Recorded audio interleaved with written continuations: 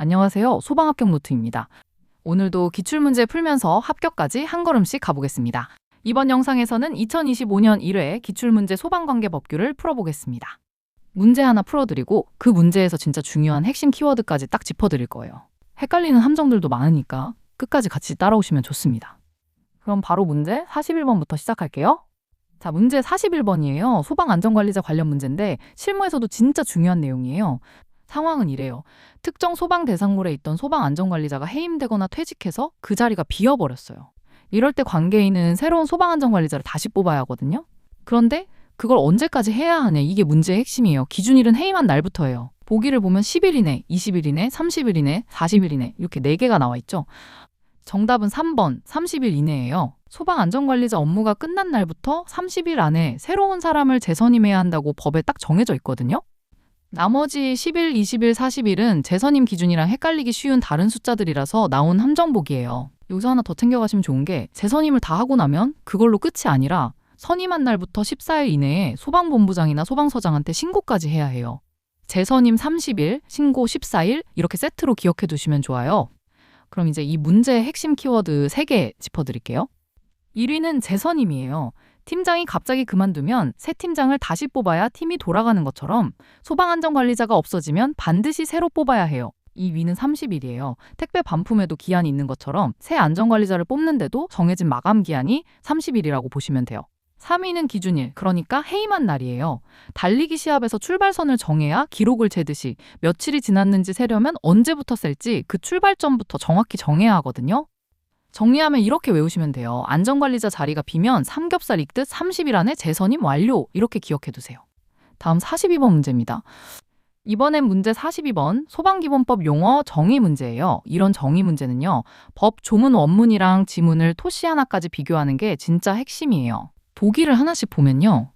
1번 소방 대상물은 건축물 차량 선박인데 항구에 메어둔 선박은 제외한다고 되어 있어요. 이 2번 관계인은 소방 대상물에 점유 예정자를 포함한다고 되어 있고요. 3번 소방대는 소방공무원, 의무소방원, 의용소방대원으로 구성된 조직체라고 되어 있어요. 4번 소방대장은 화재나 재난재해 같은 위급 상황이 발생한 현장에서 소방대를 지휘하는 사람인데 소방서장은 제외한다고 되어 있어요. 정답은 3번이에요. 소방기본법에서 소방대는 정확히 소방공무원, 의무소방원, 의용소방대원으로 구성된 조직체라고 정의하고 있거든요. 지문이랑 법조문이 토씨 하나 안 틀리고 똑같아요. 나머지는 다 살짝씩 뒤집어 놓는 함정이에요. 1번은 실제로는 반대로 항구에 메어둔 선박만 소방대상물에 해당하는 건데 오히려 제외한다고 뒤집었고요. 2번은 관계인의 점유 예정자가 아니라 실제 소유자, 관리자, 점유자만 포함되는 거예요. 4번은 소방대장에서 소방서장이 빠지는 게 아니라 오히려 소방본부장이나 소방서장 같은 사람이 소방대장이 될 수 있는 거거든요. 그럼 핵심 키워드 3개 정리해 드릴게요. 1위는 소방대예요. 축구팀이 골키퍼, 수비수, 공격수가 모여야 완성되는 것처럼 소방대도 소방공무원, 의무소방원, 의용소방대원이 모여야 완성되는 하나의 조직체예요. 이 위는 관계인이에요. 아직 이사 안 온 입주 예정자는 진짜 세입자가 아니잖아요. 관계인도 마찬가지로 실제 소유자, 관리자, 점유자만 해당되고 점유 예정자는 포함이 안 돼요. 3위는 소방대상물, 그중에서도 선박이에요. 바다에 떠다니는 배가 아니라 항구에 묶여있는 배만 소방대상물에 포함되는 것처럼 제외인지 해당인지 뒤바뀐 함정을 정확히 봐야 해요.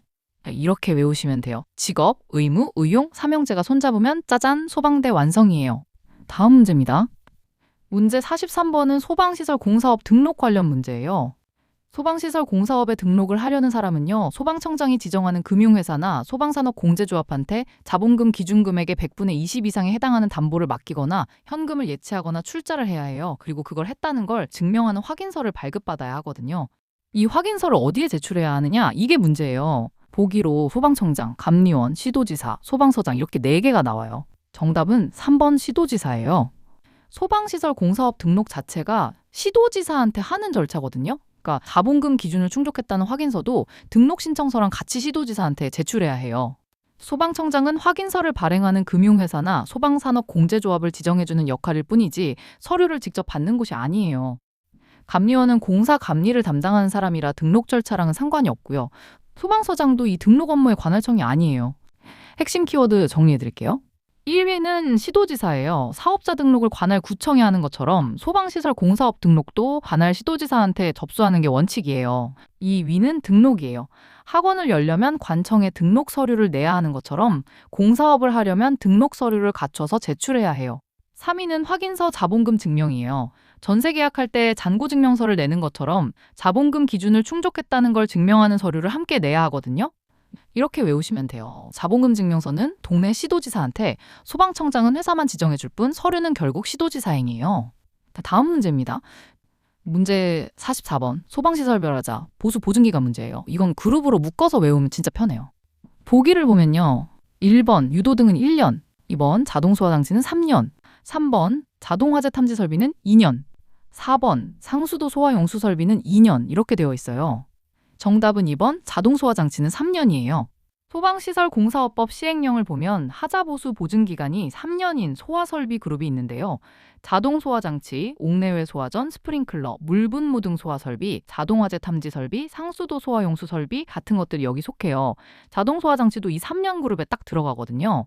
그래서 나머지 보기들이 다 틀린 거예요. 유도등은 1년이 아니라 2년이고요. 자동화재 탐지 설비랑 상수 소화용수 설비는 2년이 아니라 3년이에요. 연수가 서로 뒤바뀐 오답들인 거죠.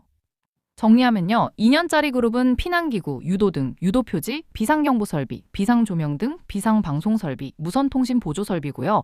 3년짜리 그룹은 자동소화장치, 옥내외 소화전, 스프링클러, 물분무 등 소화 설비, 자동화재 탐지 설비, 상수도 소화용수 설비 같은 나머지 소화활동 설비예요.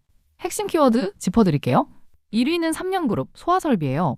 물 뿌리는 소방차처럼 실제로 불을 끄는 설비는 보증기간이 3년으로 더 길어요. 2위는 2년 그룹, 피난 경보 설비예요. 대피 안내 표지판처럼 알려주고 피하게 해주는 설비는 보증기간이 2년으로 짧아요. 3위는 자동소화장치예요. 이번 문제의 정답 보기로 소화설비 그룹에 속해서 보증기간이 3년이라는 걸 확인하는 핵심 열쇠예요. 이렇게 외우시면 돼요. 피난 경보는 2년이면 땡, 물 뿌리는 소화설비는 3년은 버텨야죠. 다음 문제입니다. 문제 45번은 벌칙 문제예요. 홍식 승인 관련 벌칙은 소방시설법에서 제일 무거운 축에 속하니까 먼저 떠올리고 시작하시면 좋아요. 문제 상황은요. 형식 승인을 받지 않은 소방용품을 판매하거나 판매 목적으로 진열하거나 소방시설공사에 사용한 사람에 대한 벌칙이 뭐냐는 거예요. 보기로 3년에 3천만 원, 2년에 1,500만 원, 1년에 1,000만 원, 1년에 500만 원 이렇게 4개가 나와요. 정답은 1번 3년 이하의 징역 또는 3천만 원 이하의 벌금이에요. 형식 승인 안 받은 소방용품을 만들거나 수입하거나 팔거나 진열하거나 공사에 쓴 사람은 3년 이하의 징역이나 3천만 원 이하의 벌금에 처한다고 딱 정해져 있거든요. 나머지 보기들은 자체점검 미실시 같은 훨씬 가벼운 다른 위반 유형에 적용되는 기준들이랑 헷갈려서 나온 오답이에요. 핵심 키워드 정리해드릴게요. 1, 2, 3년 3천만 원이에요. 무면허 운전처럼 아예 자격, 그러니까 형식 승인 없이 판 거니까 소방시설법 벌칙 중에 가장 무거운 단계가 적용돼요. 2위는 형식 승인이에요. 제품에 붙는 인증 마크처럼 소방용품도 정해진 심사를 통과해야 정식으로 팔 수 있어요. 3위는 판매, 진열, 공사 사용이에요. 팔든 진열만 해두든 실제 공사에 쓰든 3가지 행위 모두 다 처벌 대상이 되는 거예요. 이렇게 외우시면 돼요. 가짜 소방용품 팔면 큰일, 3년 징역에 3천만 원 벌금, 삼삼하게 무겁다고 기억하세요. 다음 문제입니다. 문제 46번은 행정처분 기준 문제예요. 행정처분은 1차 경고, 2차 영업정지, 3차 등록 취소 이렇게 단계가 점점 세진다는 흐름부터 기억하시면 좋아요. 문제는요. 소방시설업의 등록 기준에 미달하게 된 경우 2차 행정처분 기준이 뭐냐는 거예요. 보기로 등록 취소, 영업정지 6개월, 영업정지 3개월, 경고 이렇게 4개가 나와요. 정답은 3번 영업정지 3개월이에요. 등록기준 미달 위반은 1차엔 경고, 2차엔 영업정지 3개월, 3차엔 등록 취소 이렇게 순서대로 올라가거든요. 등록 취소는 3차 처분이라서 아니고요. 영업정지 6개월은 실제 기준에 없는 숫자예요. 경고는 오히려 1차 처분이니까 순서를 착각한 오답이에요. 핵심 키워드 정리해드릴게요. 1위는 영업정지 3개월이에요. 학교에서 2번째 지각하면 더 센 벌점을 받는 것처럼 등록기준 미달의 2차 위반에는 더 강한 처분이 내려져요. 이 위는 1차부터 3차 단계예요. 삼진아웃 제도처럼 위반이 반복될수록 경고, 영업정지, 등록 취소로 처벌이 점점 무거워져요. 3위는 등록 기준 미달이에요. 자격증 유지 조건을 못 채우면 자격이 흔들리는 것처럼 소방시설업도 등록 당시 갖춰야 할 기준에 못 미치면 처분 대상이 돼요. 이렇게 외우시면 돼요. 경고 한번 봐주고 2차엔 진짜 문 닫아요. 영업정지 3개월, 2차는 3개월. 딱 안 헷갈리게 이 3세트로 기억하세요. 다음 문제입니다. 문제 47번은 소방신호 문제예요. 소방기본법령에 따라 화재 예방상 필요하다고 인정되거나 화재 위험 경보 시 발령하는 소방신호의 종류가 뭐냐는 문제인데요. 보기로 경계신호, 발화신호, 경보신호, 훈련신호 이렇게 4개가 나와요. 정답은 1번 경계신호예요. 경계신호는 화재 예방상 필요하다고 인정되거나 화재 위험 경보 시 발령하는 신호라고 딱 정의되어 있거든요. 발화신호는 실제로 화재가 발생했을 때 쓰는 신호고요. 훈련신호는 훈련이 필요할 때 쓰는 신호예요. 경보신호는 사실 소방기본법령에 정식으로 규정된 이름이 아니에요. 핵심 키워드 정리해 드릴게요. 1위는 경계신호예요. 태풍이 오기 전에 미리 울리는 예비특보처럼 화재가 나기 전 위험을 미리 알리는 신호가 경계신호예요. 이 위는 소방신호 4종이에요. 학교 종소리가 등교, 수업, 쉬는 시간, 학교마다 다른 것처럼 소방신호도 상황별로 경계, 발화, 해제, 훈련 4가지로 나뉘어요. 3위는 화재 예방, 위험 경보 상황이에요. 실제 불이 난 게 아니라 위험할 수 있다고 미리 알려주는 단계라서 진짜 화재가 발생한 발화 신호랑은 구분이 돼요. 이렇게 외우시면 돼요. 위험할 때 경고등 켜지면 경계신호, 예방이나 경보 상황엔 무조건 경자 신호부터 떠올리세요. 다음 문제입니다. 문제 48번은 자체점검 결과보고서 보관기간 문제예요. 소방시설 설치 및 안전관리에 관한 법률에 따라서 자체점검 이후 점검 결과 보고서를 몇 년간 보관해야 하느냐는 건데요. 보기로 1년, 2년, 3년, 4년 이렇게 나와요. 정답은 2번 2년이에요. 관계인은 자체 점검을 하고 나면 그 결과 보고서를 2년간 자체 보관하도록 규정되어 있거든요. 1년은 보관 기간으로 너무 짧고 3년이랑 4년은 실제 규정보다 과도하게 늘려서 만든 오답이에요. 핵심 키워드 정리해 드릴게요. 1위는 2년이에요. 건강검진 결과지를 한동안 보관해 두는 것처럼 소방시설 점검 결과도 최소 2년은 보관해야 해요. 2위는 점검 결과 보고서예요. 자동차 정비 후 받는 정비 확인서처럼 소방시설을 점검한 뒤에는 그 결과를 정리한 서류를 남겨야 해요. 3위는 자체 점검이에요. 집에서 스스로 하는 정기 안전 체크처럼 관계인이 직접 소방시설을 주기적으로 점검하는 제도예요. 이렇게 외우시면 돼요. 점검한 서류는 서랍 속에 2년은 묵혀야 제맛, 자체 점검 보고서는 2년 보관이에요. 다음 문제입니다. 문제 49번은 무등록 영업에 대한 벌칙 문제예요. 앞에 45번 문제랑 같은 급의 벌칙이니까 헷갈리지 않게 짚어드릴게요. 소방시설 공사업법령상 소방시설업 등록을 하지 않고 영업을 한 사람에 대한 벌칙이 뭐냐는 문제인데요. 보기로 500만 원 이하 벌금, 1년에 1,000만 원, 3년에 3,000만 원, 5년 이하 징역 이렇게 나와요. 정답은 3번 3년 이하의 징역 또는 3,000만 원 이하의 벌금이에요. 등록을 하지 않고 영업을 한 사람은 3년 이하의 징역이나 3,000만 원 이하의 벌금에 처한다고 정확히 규정되어 있거든요. 500만 원이랑 1,000만 원은 더 가벼운 다른 위반 유형 기준이랑 혼동한 거고요. 5년 이하 징역은 벌금형 없이 징역만 있는 형태로 실제 규정이랑 다르게 만든 오답이에요. 핵심 키워드 정리해 드릴게요. 1위는 3년 3,000만 원이에요. 무면허 영업은 자격 자체가 없는 거니까 벌칙 중에 가장 무거운 단계가 적용돼요. 이 위는 무등록 영업이에요. 사업자 등록 없이 장사하는 것처럼 소방시설업 등록 없이 영업하는 건 그 자체로 위법 행위예요. 3위는 형식 승인 위반과 동급이라는 거예요. 둘 다 자격이나 승인 없이 한 행위라는 공통점이 있어서 같은 무게의 벌칙이 매겨져요. 이렇게 외우시면 돼요. 허가증 없이 영업하면 딱 걸려서 3년 징역에 3,000만 원 벌금, 무허가는 무조건 3, 3이에요. 다음 문제입니다. 마지막 문제 50번이에요. 위험물 제조소 환기설비 문제인데 숫자 계단이 나오는 문제라서 표로 기억하시면 편해요. 위험물 제조소에 환기설비를 설치할 때 바닥 면적이 100제곱미터면 급기구 면적은 몇 제곱센티미터 이상이어야 하느냐는 문제예요. 보기로 150, 300, 450, 600 이렇게 나와요. 정답은 3번 450이에요. 급기구 면적 기준은 바닥 면적 90제곱미터 이상 120제곱미터 미만 구간에서는 450제곱센티미터 이상이어야 하는데요. 100제곱미터는 딱 이 구간에 속하거든요. 150은 60제곱미터 미만 구간, 300은 60에서 90제곱미터 미만 구간, 600은 120에서 150제곱미터 미만 구간에 해당하는 값이라서 100제곱미터가 속한 구간이랑 다른 단계 숫자를 고른 오답이에요. 바닥 면적이 150제곱미터 이상이 되면 이 표를 벗어나서 급기구 크기가 800제곱센티미터 이상, 150제곱미터마다 1개 이상 설치하는 걸로 기준이 바뀐다는 것도 함께 기억해 두시면 좋아요. 핵심 키워드 정리해 드릴게요.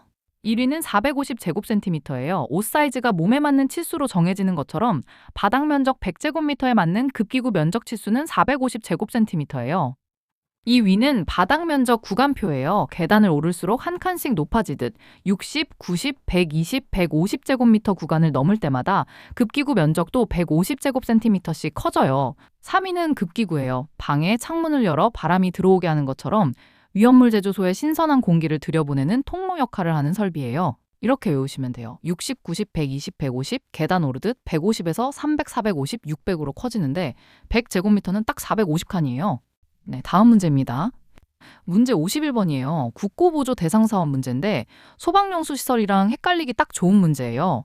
소방 업무에 필요한 경비의 일부를 나라에서 보조해주는 국고보조 대상사업, 그 범위가 아닌 걸 고르는 문제예요. 보기로 소방용 저수조, 소방관소용 청사의 건축, 소방정, 소방전용 통신설비 이렇게 4개가 나와요.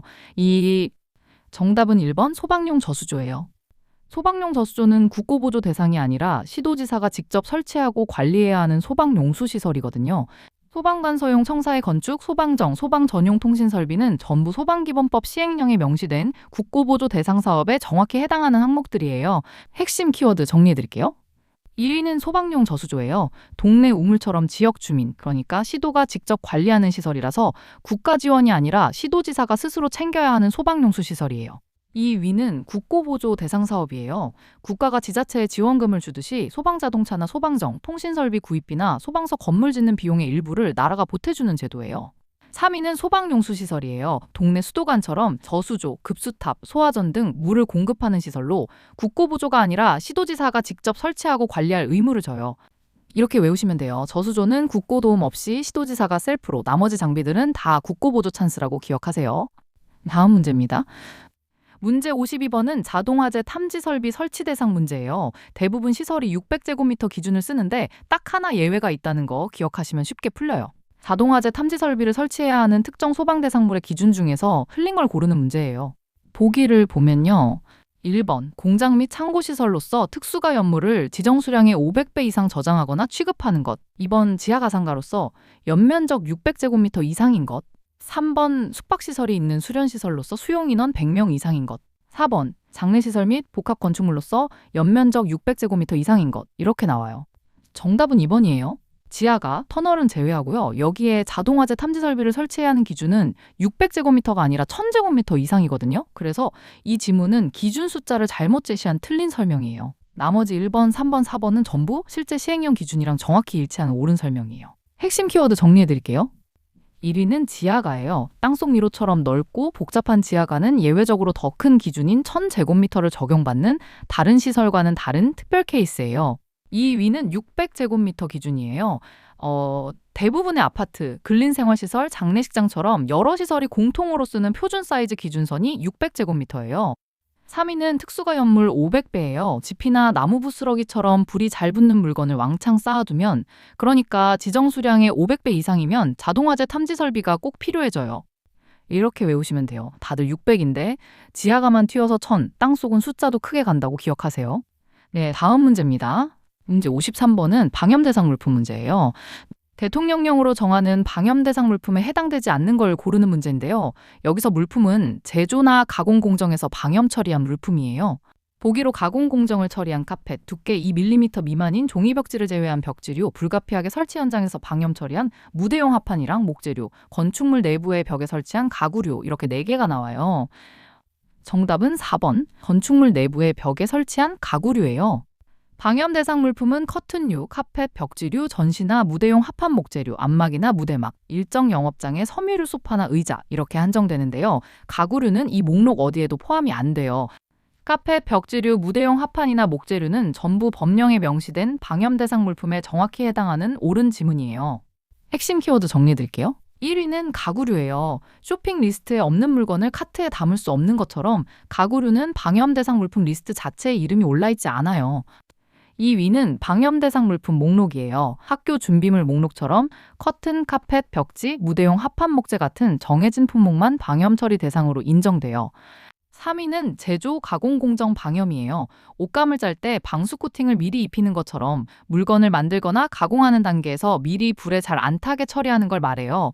이렇게 외우시면 돼요. 커튼, 카펫, 벽지, 합판까지는 다 방염 오케이인데 가구는 명단에 없어서 가출이라고 기억하세요. 다음 문제입니다. 문제 54번은 소방본부장 정의 문제예요. 소방기본법상 소방본부장에 대한 설명인데요. 괄호 안에 들어갈 수 없는 걸 고르는 거예요. 소방본부장이란 괄호 안에 있는 지역에서 화재 예방, 경계, 진압, 조사 및 구조 및 구급 등의 업무를 담당하는 부서회장을 말한다. 이렇게 되어 있어요. 보기로 특례시, 특별자치도, 광역시, 특별시 이렇게 4개가 나와요. 정답은 1번 특례시예요. 네, 소방기본법은 소방본부장을 특별시, 광역시, 특별자치시도 또는 특별자치도 이렇게 시도에서 화재 예방부터 구조구급까지 담당하는 부서의 장으로 정의하고 있는데요. 특례시는 이 열거 항목에 포함이 안 되어 있거든요. 특별자치도, 광역시, 특별시는 전부 법조문의 시도로 열거된 5개 단위 중 하나로 괄호 안에 들어갈 수 있는 오른복이에요. 핵심 키워드 정리해 드릴게요. 1위는 특례시예요. 회원 명단에 이름이 없는 사람은 회원 전용 혜택을 못 받는 것처럼 특례시는 소방기본법이 정한 시도 명단 자체에 이름이 없어요. 2위는 시도 5개 단위예요. 학급 반장 후보 명단처럼 특별시, 광역시, 특별자치시, 도, 특별자치도 딱 5개만 소방본부장 정의에 등장하는 후보군이에요. 3위는 소방본부장이에요. 시청 안전관리부서장처럼 시도 단위에서 화재 예방, 진압, 구조구급 업무를 총괄하는 부서의 우두머리를 말해요. 이렇게 외우시면 돼요. 특별시, 광역시, 특별자치시도, 특별자치도 딱 5총사고 특례시는 오디션에서 광탈이라고 기억하세요. 다음 문제입니다. 문제 55번은 위험물 지정 수량 문제예요. 위험물은 유별로 지정 수량이 다르니까 그룹으로 묶어서 외우시면 편해요. 위험물의 지정 수량이 500kg으로 짝지어진 걸 고르는 문제예요. 보기를 보면요. 1번 질산염류, 브롬산염류, 요오드산염류, 2번 정린, 유황, 황화린, 3번 나트륨, 알킬알루미늄, 알킬리튬, 4번 금속분, 철분, 마그네슘 이렇게 나와요. 정답은 4번 금속분, 철분, 마그네슘이에요. 위험물 안전관리법 시행령을 보면 제1류 가연 선고체 중에서 금속분, 철분, 마그네슘은 지정 수량이 전부 500kg으로 똑같이 묶여 있거든요.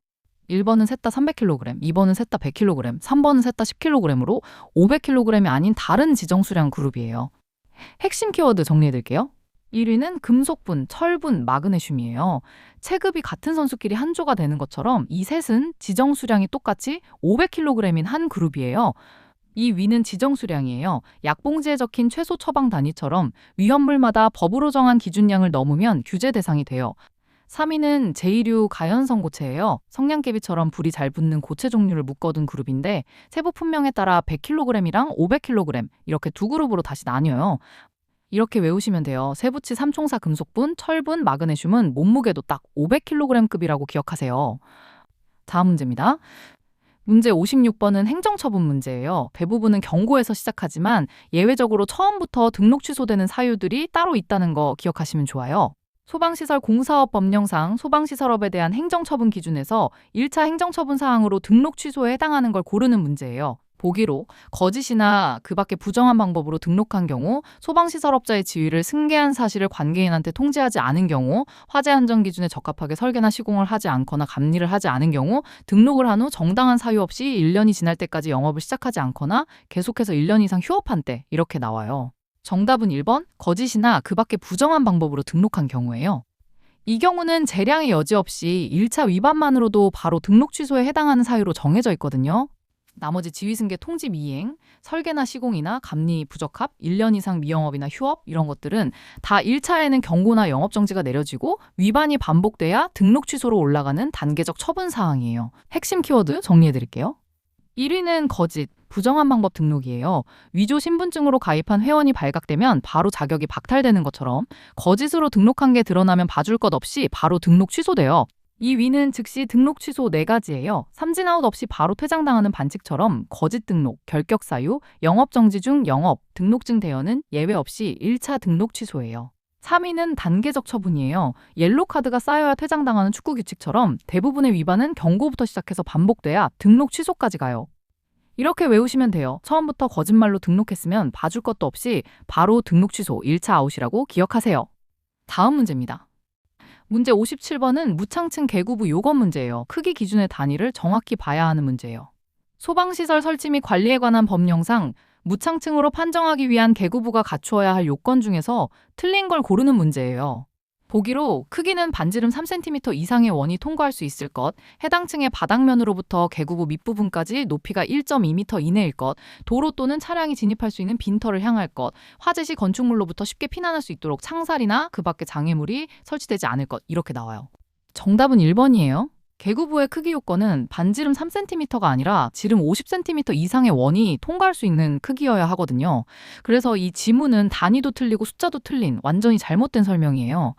높이 1.2m 이내, 도로나 빈터를 향할 것, 창살 등 장애물이 없을 것, 이 3가지는 전부 무창층 계구부 요건을 정확히 설명한 옳은 지문이에요.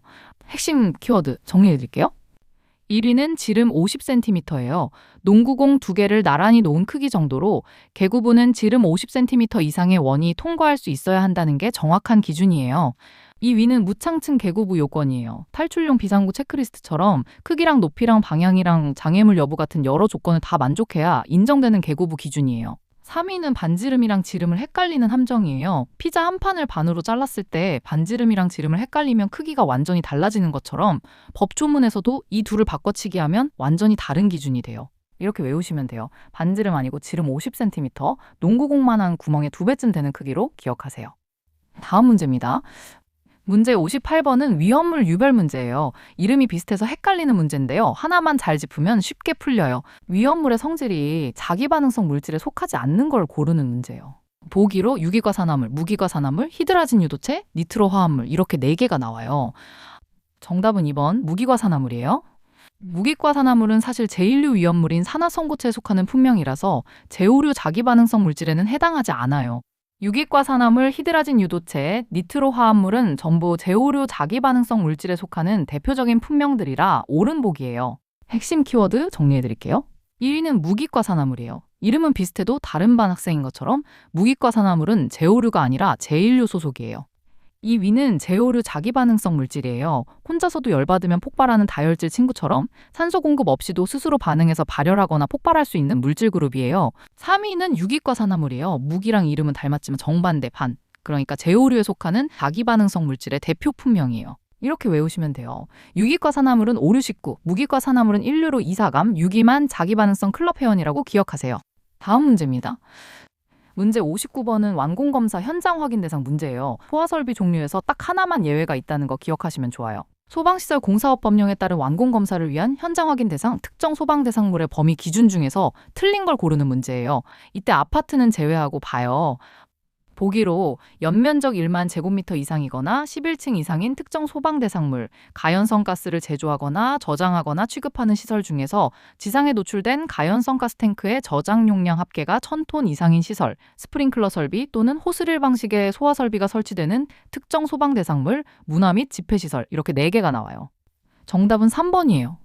현장 확인 대상은 스프링클러 설비 또는 물분무 등 소화 설비가 설치되는 특정 소방 대상물인데요. 이때 호스릴 방식의 소화 설비는 명시적으로 제외된다고 규정하고 있거든요. 그런데 이 지문은 호스릴 방식을 반대로 포함시켜서 틀렸어요. 연면적 1만 제곱미터 이상이거나 11층 이상인 것, 가연성 가스 탱크 1000톤 이상인 시설, 문화 및 집회시설 이 3가지는 전부 현장 확인 대상, 특정 소방 대상물의 범위에 정확히 해당하는 옳은 지문이에요. 핵심 키워드 정리해드릴게요. 1위는 호스릴 방식 제외예요. 긴 정식 소방 호스는 필수 점검 대상이지만 가벼운 이동식 릴호스는 검사 리스트에서 열애되는 것처럼 호스릴 방식은 현장 확인 대상에서 빠져요. 2위는 스프링클러랑 물분무 등 소화 설비예요. 천장에 자동으로 물을 뿌려주는 장치처럼 사람이 직접 조작하지 않아도 작동하는 고정식 소화 설비가 설치된 곳은 꼭 현장 확인을 받아요. 3위는 현장 확인 대상이에요. 새 건물 준공 전에 최종 점검하는 것처럼 특정 규모나 시설이 설치된 건물은 완공 검사 때 직접 현장에 나가서 확인해야 해요. 이렇게 외우시면 돼요. 호스릴은 현장 확인 열애, 스프링클러나 물분무 등만 현장 확인 명단 등록이라고 기억하세요. 다음 문제입니다. 마지막 문제, 문제 60번이에요. 예방규정 문제인데 시설마다 지정 수량 배수가 다르다는 거 기억하시면 쉽게 풀려요. 위험물 안전관리 법령상 관계인이 예방규정을 정해야 하는 위험물을 취급하는 제조소의 지정수량 기준을 고르는 문제예요. 보기로 지정수량의 10배 이상, 100배 이상, 150배 이상, 200배 이상 이렇게 4개가 나와요. 정답은 1번 지정수량의 10배 이상이에요. 지정수량의 10배 이상의 위험물을 취급하는 제조소는 관계인이 예방규정을 정해야 하는 대상에 해당하거든요. 100배는 5개 저장소, 150배는 옥내 저장소, 200배는 5개 탱크 저장소에 적용되는 기준이라서 제조소 기준인 10배와는 다른 시설의 배수를 고른 오답이에요. 핵심 키워드 정리해드릴게요. 1위는 10배예요. 체온이 조금만 올라도 바로 병원 가는 예민한 사람처럼 제조소는 지정수량의 10배만 넘어도 예방규정을 정해야 하는 예민한 시설이에요. 2위는 지정수량 배수 기준표예요. 시설마다 다른 속도 제한 표지판처럼 제조소는 10배, 5개 저장소는 100배, 옥내 저장소는 150배, 5개 탱크 저장소는 200배로 시설마다 기준이 달라요. 3위는 예방규정이에요. 회사의 안전수칙 매뉴얼처럼 위험물을 다루는 시설이 사고를 막기 위해서 미리 만들어서 지켜야 하는 자체 규칙이에요. 이렇게 외우시면 돼요. 제조소랑 일반 취급소는 화끈하게 10배만 넘어도 예방규정 각. 숫자가 제일 작아서 제일 예민하다고 기억하세요. 2025년 1회 소방관계법규 기출문제를 풀어보았습니다. 자주 보시고 인출 연습을 많이 해보세요. 100번 보는 것보다 힘들게 한번 인출하는 것이 암기에 더 효과적일 거예요. 더운 여름 건강 조심하시고 억지로 외우려 하지 마시고 즐겁게 즐기면서 공부하세요. 감사합니다.